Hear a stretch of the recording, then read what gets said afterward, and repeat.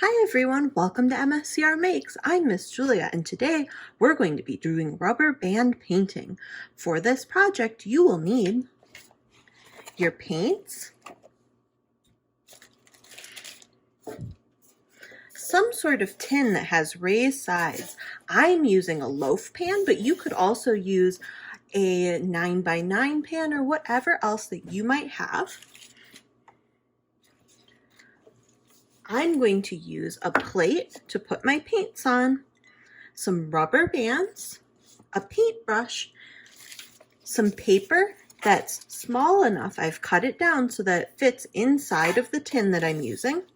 And I'm also going to be using a plastic bag.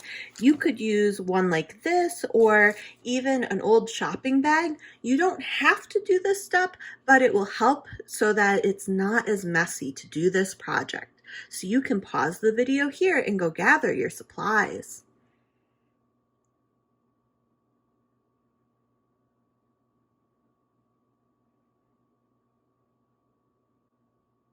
Now that you've had a chance to gather your supplies, I'm going to move some things out of the way.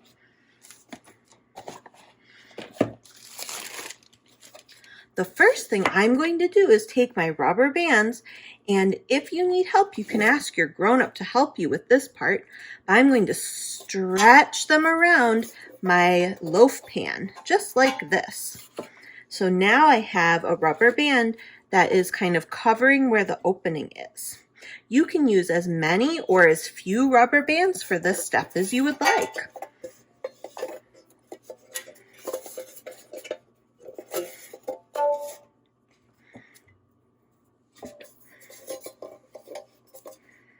I think 3 will be good for me for right now. The next thing I'm going to do is on my plate, I'm going to put some of the paint colors that I would like to use.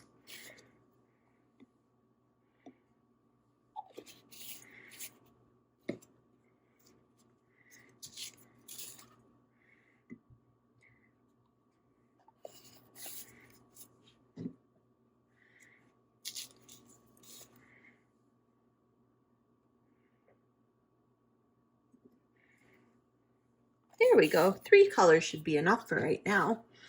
Then I'll take one of my sheets of paper and I'm going to put it inside of my pan.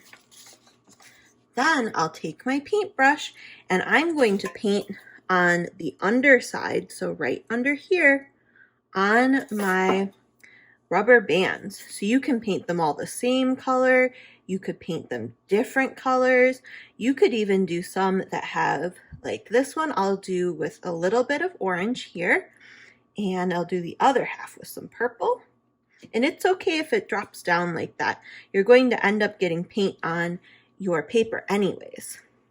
So go ahead and put some paint on your rubber bands. I'm going to move this to the side. And so that mine isn't as messy, I'm going to go ahead and put everything inside of this bag. But remember, you don't have to do this step, and you could also just use a plastic shopping bag too. So the last thing we're going to do, and what's going to make the rubber band painting, is we're going to use our finger and snap the rubber bands that I've put paint on. That's why I put mine in a bag, so it's a little less messy. But I'll show you now.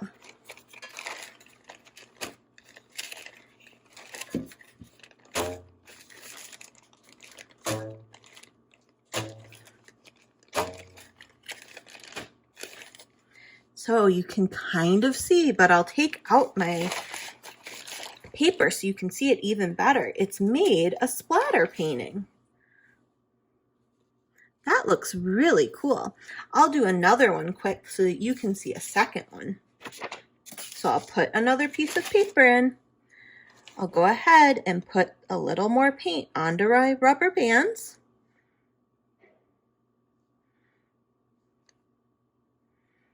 I'll put everything back inside my bag, and you can see on my bag here, there's some splatter that stayed inside of my bag instead of going all over my table.